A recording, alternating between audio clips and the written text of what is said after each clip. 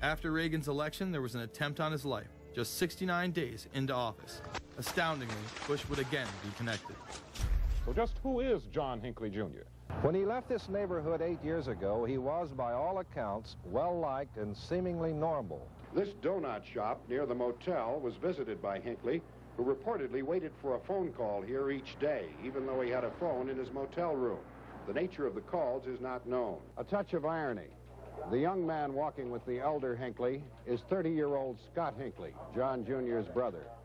He and Vice President Bush's son, Neil, are friends. They had planned to have dinner together in Denver tonight. The plans have been canceled. We were told Hinckley was a madman acting alone. If that was the case, why was he making phone calls from a payphone down the road instead of his hotel room? Why was the would-be assassin's brother a family friend of the man who stood to gain the presidency? While Reagan led the nation in the public eye, Bush exploited his power through the largely unknown Continuity of Government Directive. In the United States federal government, there is a super-secret agency which controls this shadow government. The National Program Office allowed Bush and his network to attain executive emergency powers. Ronald Reagan authorized the National Program Office when he signed a top-secret directive in 1982. Oliver North was one of the key officers responsible for the program's startup. Under the NPO's direction, 4 agencies were charged with execution of the Doomsday Plan: the CIA, the Departments of State and Defense, and the Federal Emergency Management Agency. An effort was being made to consolidate continuity of government programs across several major departments of the government under one office. After 8 years of secret wars, covertly sponsored revolution and assassination had advanced globalist interests and allowed Bush to achieve his lifelong dream by becoming the 43rd president of the United States. The fall of the Soviet Union left the United States as the sole superpower in the world. The Wolfowitz Doctrine stated, "We must maintain the mechanism for deterring potential competitors from even aspiring to a larger regional or global role."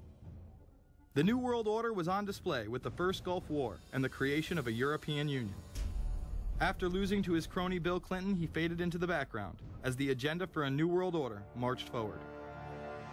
After 1989, President Bush said, and it's a phrase that I often use myself, that we needed a New World Order.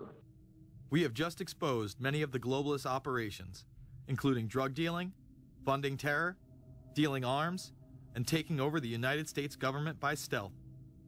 Whenever these agendas were threatened, those who opposed them ended up dead.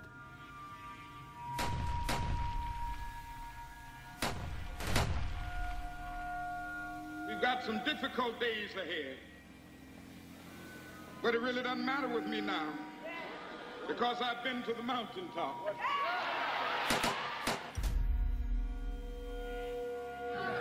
My thanks to all of you, and now it's on to Chicago, and let's win there. Thank you very much.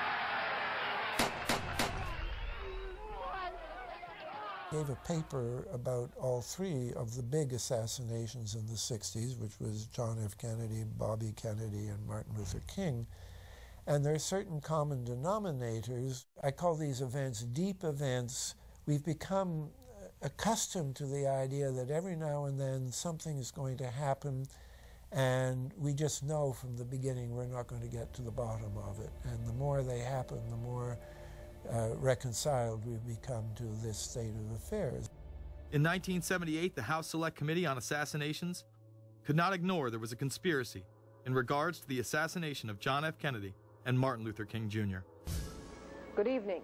A congressional committee has concluded that President John Kennedy and civil rights leader Martin Luther King, Jr., both of them, were probably killed as the result of conspiracies. The House Assassinations Committee wound up its 2-year study by recommending that the Justice Department look into both cases. In the assassination of Dr. Martin Luther King, the committee concluded the likelihood of conspiracy. The committee's summary of findings says President Kennedy was probably assassinated as a result of a conspiracy, that its evidence establishes a high probability that 2 gunmen fired at the motorcade. The committee concluded that President Kennedy did not receive adequate Secret Service protection in Dallas, that the CIA was deficient in sharing information before and after, that the Justice Department and Warren Commission failed to pursue possible conspiracies and made their conclusions too definite.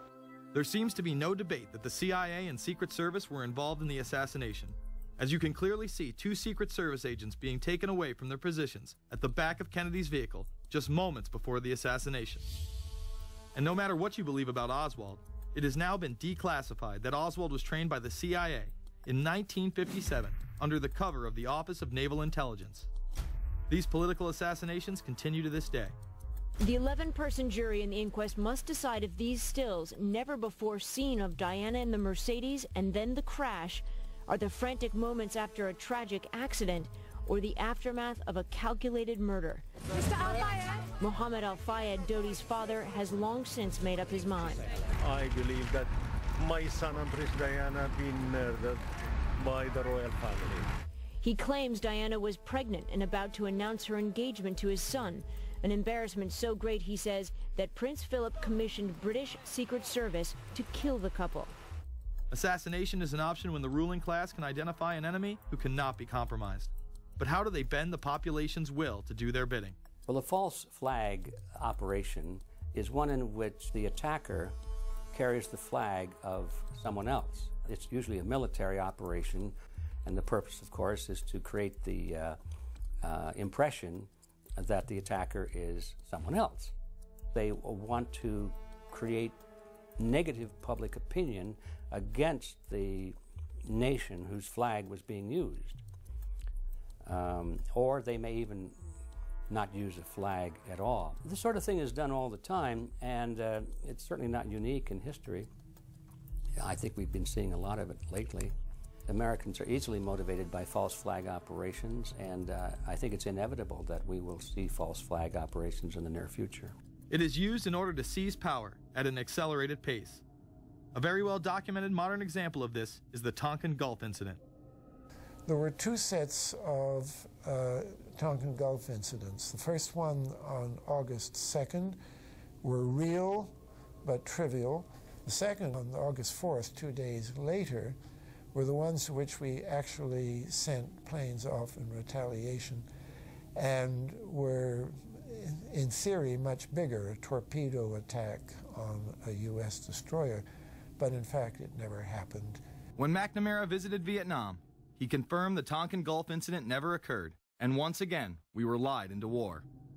To this day, I don't know what happened on August 2nd and August 4th, 1964 in the Tonkin Gulf. The general provided the answer, saying his Navy attacked the Maddox on August 2nd. But on the 4th, nothing happened. There was absolutely nothing, he said. We know for a fact now that NSA and CIA both falsified their reports up to Johnson on that day to make it look as if there had been an attack. Upon the fall of communism, a new threat had to be established in order to maintain their military-industrial complex and keep the people in fear of invisible enemies. More modern examples of this have been used not only to start conflicts abroad, but to instill fear in large populations in order to demonize groups and further erode civil liberties. The majority of people still believe that Timothy McVeigh was a right-wing extremist who bombed the Oklahoma City building with a Ryder truck because he was upset with the government. People close to the event told a very different story. A local congressman believes that convicted bomber Timothy McVeigh and his accused co-conspirator Terry Nichols are not the only ones involved. The Oklahoma State Representative Charles Key produced a videotape featuring witnesses who claim to have seen Timothy McVeigh with another man the morning of the bombing. He was wearing a ball cap. Timothy McVeigh had his on backwards, which just like this. It was on his head. The other gentleman had his on like this. In fact, the FBI had actively pursued John Doe No. 2 in its initial investigation, then denied his existence altogether. There were also multiple reports that explosives were found inside the Murrah building. The Justice Department is reporting that a second explosive device has been found in the AP Murrah building in downtown Oklahoma City. Mike, you're still with us, aren't you? Yes, I am, and I might tell you in addition to that, in fact, what we were told at the scene a few minutes ago was that, in fact, 2 different explosive devices were found in addition to the one that went off. The second explosive was found and diffused The third explosive that was found, and they are working on right now as we speak, I understand, both the second and third explosives, if you can imagine this, were larger than the first. Bomb squads were actually caught on video pulling into the building to retrieve these devices. They'll back that trailer down there, and the bomb squad folks will go in, and they will use that trailer. You see the bucket on the back there, sort of, this is how they would transport the explosive device away from this populated area to try to do something with it. I just took a look down the street at the Morrow building again. I see another bomb truck going, so apparently they're going to try to get out that third bomb that's been talked about.